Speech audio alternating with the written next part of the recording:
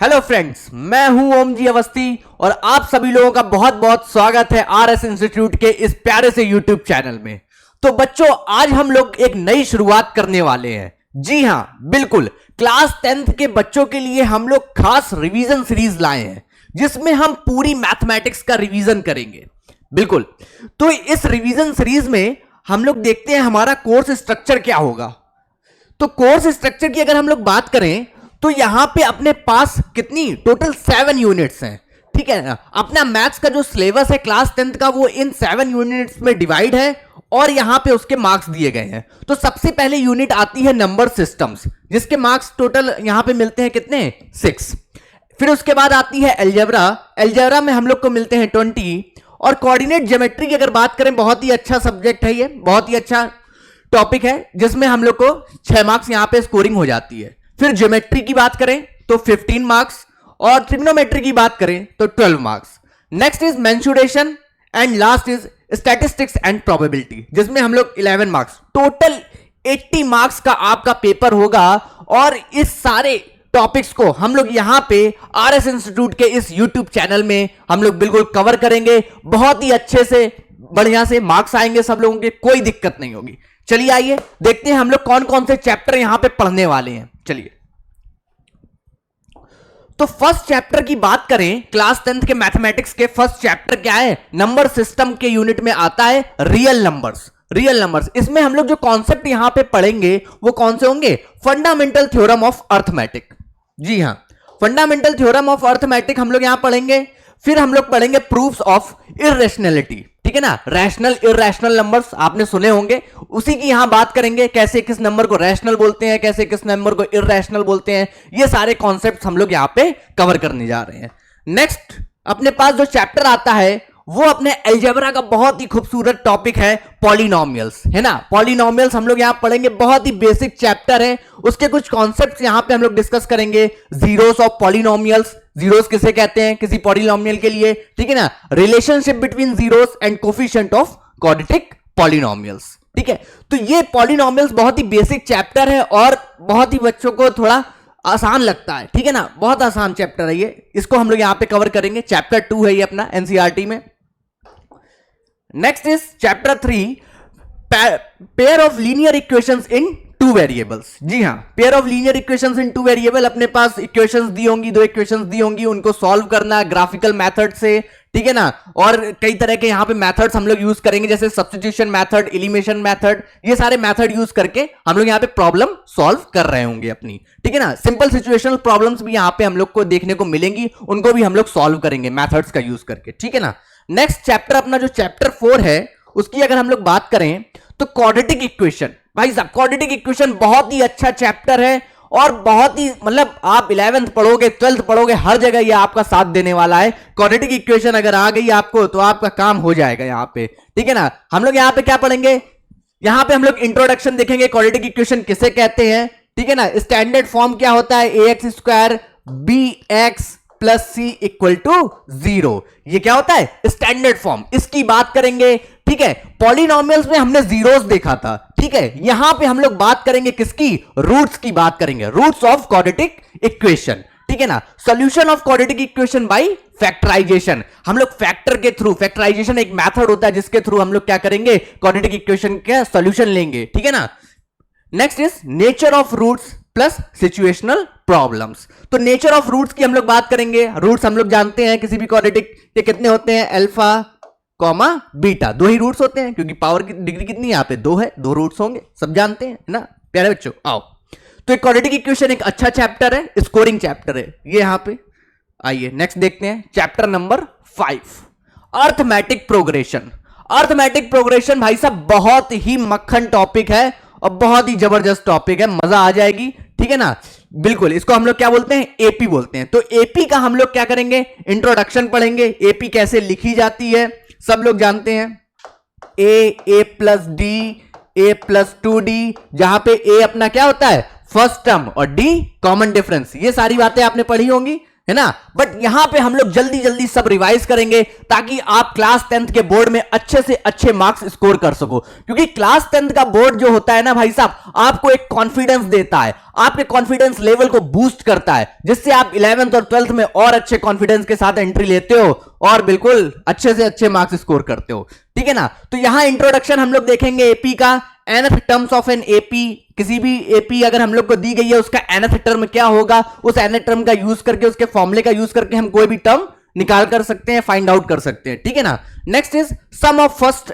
N terms. अब हम लोग को एपी दे दी गई होगी, उसके एन टर्म्स का सम हम लोग को निकालना होता है, ठीक है ना। या फिर इसको हम लोग ऐसे भी लिखते हैं a1 plus a2 plus a3 dash the dash an तक, ठीक है। इसके एसएन निकालना होता है हम लोग को, सम ऑफ फर्स्ट एन टर्म्स, ठीक है। तो ये 5th चैप्टर बहुत ही इजी चैप्टर है, अच्छे क्वेश्चंस हैं इसके, बहुत ही सिंपल है और बच्चों को आसानी से यह नंबर दे देता है, ठीक है ना। नेक्स्ट है अपना चैप्टर 6 ट्राइंगल्स, ठीक है ना। ज्योमेट्री के अंडर ये आता है, ज्योमेट्री यूनिट है, उसके अंदर अपने पास दो चैप्टर है, एक तो ये अपने पास ट्राइंगल्स है और दूसरा सर्कल्स है। तो ट्राइंगल्स में यहां पे हम लोग ट्राइंगल्स की बात करेंगे, सिमिलर फिगर्स की बात करेंगे, कॉन्ग्रेंस की बात करेंगे, ठीक है ना। सिमिलरिटी ऑफ ट्राइंगल्स, दो ट्राइंगल्स कब सिमिलर होते हैं, कब उनके भी सिमिलरिटी देखी जाती है, सिमिलरिटी के जितने भी थ्योरम्स होती हैं, जितने भी रूल्स होते हैं, वो सारी चीजें हम लोग यहां पे डिस्कस करेंगे, ठीक है ना। Criteria of similarity of triangles में, ठीक है। तो ट्राइंगल्स एक अच्छा चैप्टर है, बच्चों को थोड़ा सा डिफिकल्ट लगता है, बट थोड़ा सा ध्यान से थ्योरम्स को अच्छे से लिख के याद करके आसानी से ये चीजें हो जाती हैं, ठीक है। थोड़ी सी प्रैक्टिस की यहां पे जरूरत है। आइए नेक्स्ट चलते हैं, ये चैप्टर 6 हो गया अपना। नेक्स्ट है अपना chapter 7 coordinate geometry. Coordinate geometry भाई साहब बहुत ही बढ़िया चैप्टर है, ठीक है ना। यहां पे हम लोग पॉइंट्स की बात करेंगे, किसी कार्टेशियन प्लेन में हम लोग को पॉइंट्स दिए होंगे, उनकी बातें करेंगे, ठीक है ना। कॉन्सेप्ट्स ऑफ कोऑर्डिनेट ज्योमेट्री, छोटे छोटे बेसिक अपने पास कॉन्सेप्ट्स होंगे, ठीक है ना। कोऑर्डिनेट ज्योमेट्री के ग्राफ ऑफ लीनियर इक्वेशंस की बात करेंगे, डिस्टेंस फार्मूला, दो पॉइंट के बीच की डिस्टेंस हम लोग को यहां पे निकालनी होगी। दो पॉइंट अगर हम लोग को दिए होंगे x1, y1 and x2, y2, ये कहां पे कार्टेशियन प्लेन में हम लोग को दिए होंगे, ठीक है ना। इन दोनों के बीच की डिस्टेंस हम लोग को बतानी होगी। तो ये सारी चीजें यहां पे हम लोग डिस्कस करेंगे, सेक्शन फार्मूला यहां पे डिस्कस कर रहे होंगे हम लोग, और बहुत ही बेहतरीन तरीके से हम लोग अच्छे से अच्छे सवाल यहां पे लगाने की कोशिश करेंगे, जिससे ज्यादा मार्क्स आप लोगों के आ सके, ठीक है ना। नेक्स्ट देखते हैं, नेक्स्ट चैप्टर है अपना कौन सा, 8th चैप्टर है यहां पे ट्रिग्नोमेट्री। भाई साहब ट्रिग्नोमेट्री जो है बिल्कुल मैथ्स की जान है, बिल्कुल जान। ट्रिग्नोमेट्री अगर आपको आ गई है, 10th की ट्रिग्नोमेट्री आपको 12th तक ले जाएगी, ठीक है ना। यहां पे थोड़े कम कॉन्सेप्ट्स होंगे, धीरे धीरे कॉन्सेप्ट्स आपके बढ़ते ही चले जाएंगे, बट ये ट्रिग्नोमेट्री जो है बहुत ही बढ़िया टॉपिक है, बहुत ही अच्छा टॉपिक है। बच्चों को कभी कभार इसमें थोड़ी दिक्कत होती है, बट मैं पढ़ाऊंगा तो कोई दिक्कत नहीं होगी ट्रिग्नोमेट्री में, बिल्कुल।